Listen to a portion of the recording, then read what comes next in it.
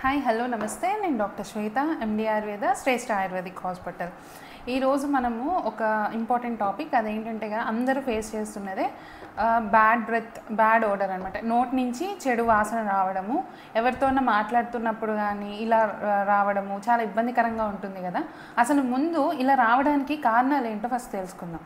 అందరూ రెగ్యులర్గా అనుకునేది ఏంటంటే కనుక నోట్లో క్రిములు బ్యాక్టీరియా ఉండడం వల్ల మనకు అలా వస్తుందని. అది వన్ ఆఫ్ ద రీజన్. మనం ఓరల్ హైజీన్ సరిగ్గా మెయింటైన్ చేసుకోకపోతే కనుక ఇలా చెడు దుర్వాసన అనేది నోటి నుంచి వస్తుందన్నమాట. దీన్నే హాలిటోసిస్ అంటాం, బ్యాడ్ ఓడర్ ఫ్రమ్ ద మౌత్ అనమాట.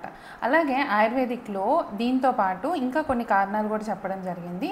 అవి మెయిన్గా ఏంటంటే ఎవరికైతే డైజెషన్ సరిగ్గా అవ్వట్లేదు, అంటే ఏమవుతుందంటే ఇప్పుడు మనం తీసుకున్న ఫుడ్ సరిగ్గా బాడీలో స్టమక్లో డైజెస్ట్ అవ్వక అది టాక్సిన్స్ అంటే ఆమాగా ఫామ్ అయ్యి ఆ టాక్సిన్స్ నుంచి వచ్చే చెడు వాసన మన ఓరల్ క్యావిటీలోకి రావడం వల్ల మన నోటి నుంచి బయటకి వస్తుందన్నమాట. సో ఏంటంటే ఎవరికైతే పూర్ డైజెషన్ ఉంటుంది, ఎవరికైతే సరిగ్గా డైజెస్ట్ అవ్వట్లేదో వాళ్ళలో కూడా ఇది చూస్తూ ఉంటాం.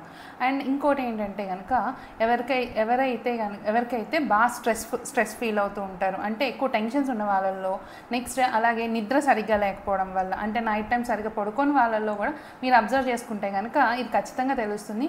ఒక 4-5 రోజులుగా సరిగ్గా పడుకోపోతే మీరు ఎంత బ్రష్ చేసినా ఏం చేసినా సరే నోటి నుంచి చెడు వాసన రావడం అనేది కామన్గా చూస్తుంటాం.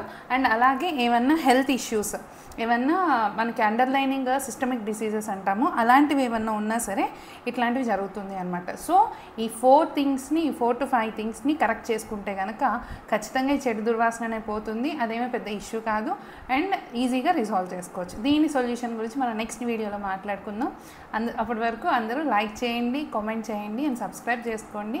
అండ్ ఎవరికైతే ఈ అవసరం ఉందో ఈ వీడియో వాళ్ళకి షేర్ చేయండి. అందరూ హెల్తీగా ఉండండి, హ్యాపీగా ఉండండి. నమస్తే.